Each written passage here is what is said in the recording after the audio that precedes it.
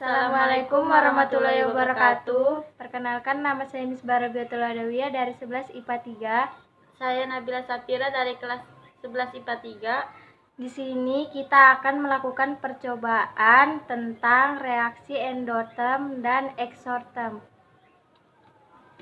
Jadi di sini saya akan menjelaskan tentang reaksi eksoterm dan endoterm. Reaksi eksoterm. Reaksi eksoterm merupakan reaksi yang menyerap kalor. Pada reaksi ini terjadi perubahan lingkungan, sehingga suhu lingkungan akan bertambah. Reaksi eksoterm memiliki nilai entalpi yang negatif. Reaksi endoterm. Reaksi endoterm merupakan reaksi yang menyerap kalor. Pada reaksi ini terjadi perpindahan kalor dari lingkungan ke sistem, sehingga suhu lingkungan akan menurun dan suhu sistem akan bertambah. Reaksi endoterm memiliki nilai entalpi yang positif. Percobaan pertama, alatan bahan, citron, air, deterjen, gelas kaca, dan sendok plastik. Masukkan citron ke dalam gelas yang telah terisi air, lalu aduk hingga larut. Kemudian, masukkan deterjen dan aduk hingga deterjen larut ke dalam air. Penjelasannya, gelas yang berisi citron akan terlihat berembun. Itu terjadi karena penurunan suhu. Ketika gelas dipegang akan terasa dingin. Sedangkan gelas yang berisi deterjen akan terasa hangat karena kenaikan suhu. Percobaan kedua, alatan bahan, lilin, korek api, piring, gelas, air berwarna, dan koin. Masukkan koin ke dalam piring dan tuangkan air yang telah diberi pewarna.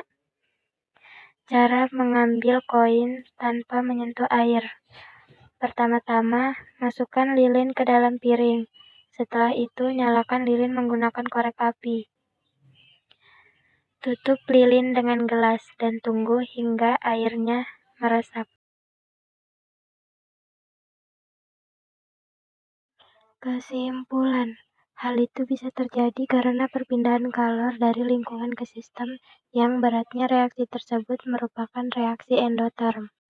Percobaan ketiga, alatan bahan, botol, sendok, mangkok, corong, nampan, cuka, air hangat, pewarna, sabun cuci piring, dan ragi.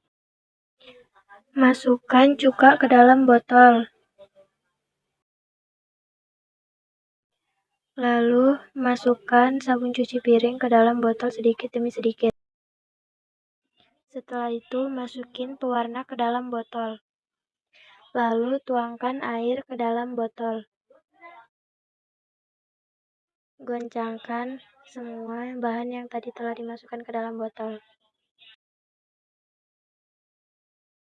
Setelah itu, masukin ragi ke dalam mangkuk dan tuangkan air. Lalu aduk-aduk. Tuangkan ragi yang telah dimasukkan ke dalam mangkuk dengan corong.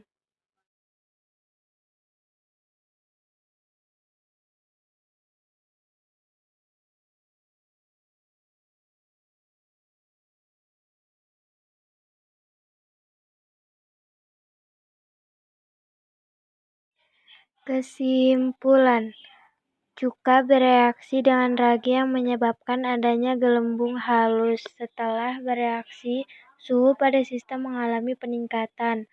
Ketika menyentuh botol akan terasa hangat. Hal itu terjadi karena adanya kenaikan suhu.